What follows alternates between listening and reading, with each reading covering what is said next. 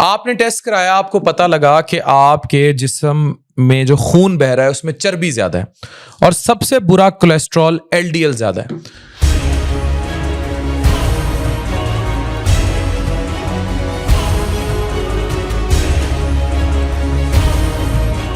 بار بار تیل گرم کرنا بہت بڑی وجہ ہے، سٹریس لینا بہت بڑی وجہ ہے۔ 30 سال کی عمر کے بعد LDL بڑھے گا، اور اس کو کنٹرول نہ رکھا گیا تو جوانی میں دل کے دورے، فالج کے اٹیک بڑھ سکتے ہیں۔ یہ ویڈیو زیادہ سے زیادہ شیئر کیجیے گا، یہ معلومات سے بھرپور ہے۔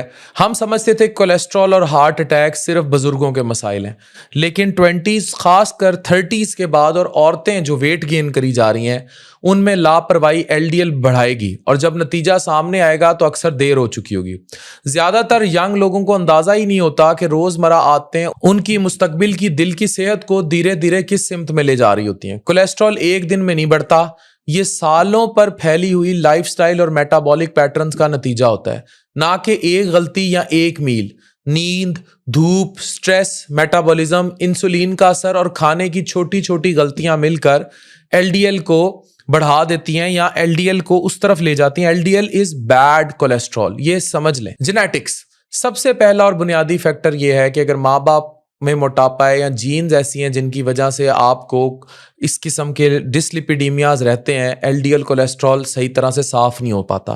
اس صورت میں لیور خون سے LDL کو ایفیشینٹلی نکال نہیں سکتا۔ اس کنڈیشن کو فیملیل ہائپر کولیسٹرولیمیا کہتے ہیں، جو تقریباً 250 میں سے ایک شخص کو متاثر کرتے ہیں۔ ایسے افراد میں LDL بچپن سے ہی زیادہ ہوتا ہے، اور اگر گھر میں کم عمر میں دل کا دورہ ہو چکا ہو یا بائی پاس کسی کا ہو چکا ہو تو باقی سارے خاندان کے افراد بھی ٹیسٹ کرائیں۔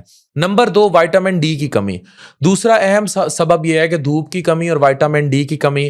آج کل کی انڈور زندگی، سکرینز کا زیادہ استعمال اور صبح کی دھوپ سے دور رہنا وائٹامن ڈی ڈیفیشنسی کو عام بنا چکا ہے۔ وائٹامن ڈی صرف ہڈیوں کے لیے نہیں ہوتا، بلکہ چربی کے میٹابولزم، انسولین کے اثر اور سوزش یعنی انفلیمیشن کو کنٹرول کرنے میں بھی کردار ادا کرتا ہے۔ اس کی کمی سے LDL اور ٹرائیگلیسرائڈ بڑھنے کا امکان بڑھ جاتا ہے۔ نمبر 3، فائبر ڈائٹ میں نہ لینا، یہ بڑا اہم فیکٹر ہے۔ فائبر نہیں لیتے، ہم کارب زیادہ لیتے ہیں، یعنی کہ پیزا، برگر، اس طرح کی چیزیں، جبکہ ہم لوگ یہ جئی کے دلیا یا اسبگول چھلکا یا کمپلیکس کاربز جیسی چیزیں ہم یہ نہیں لیتے۔ ہم یہ سمجھتے ہیں کہ فائبر جو ہے وہ لیں گے زیادہ تو کب سے بچیں گے، بلکہ کولیسٹرول کو بائل کے ذریعے جسم سے باہر نکالنا بھی فائبر کا کام ہے۔ جب فائبر کم ہوتا ہے تو کولیسٹرول باہر نکلنے کی بجائے دوبارہ خون میں ابزارب ہو جاتا ہے، LDL لمبے عرصے تک بڑھتا رہتا ہے۔ Number 4، disturbed biological clock. بڑا سبب نیند کی کمی اور بایولوجیکل کلاک کا بگڑنا ہے۔ روزانہ 6 گھنٹے سے کم نیند صرف تھکاوٹ کی وجہ نہیں بلکہ سٹریس ہارمونز کو بڑھاتا ہے، انسولین کا اثر کم کرتی ہیں اور لیور میں چربی کے نظام کو بگاڑ دیتی ہیں۔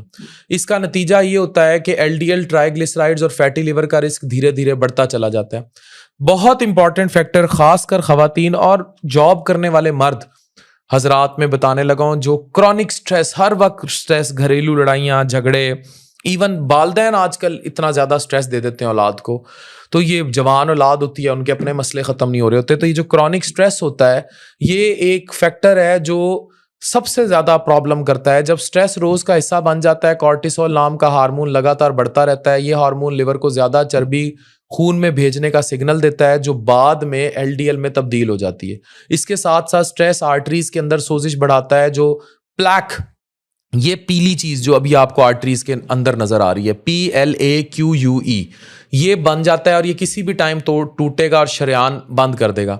ہائی HDL عام طور پر گھر کے گھی یا سیدھے تیل میں نہیں ہوتا، یہ بات سمجھنے کی ضرورت ہے۔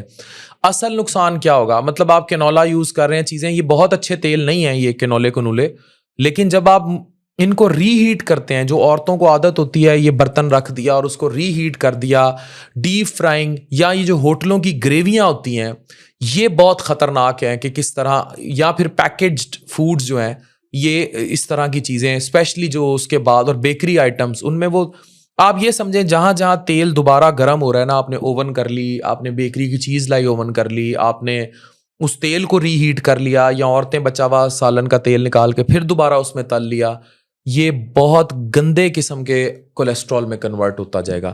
کیوں؟ یہ آئلز آسانی سے آکسیڈائز یعنی خراب ہو جاتے ہیں اور ایل ڈی ایل کو زیادہ خطرناک بنا دیتے ہیں، جو آپ کی شریانوں کے اندر آسانی سے جم جاتا ہے۔ اس کے علاوہ ایک اور اہم چیز یہ پڑھیں، ایپو بی ہے۔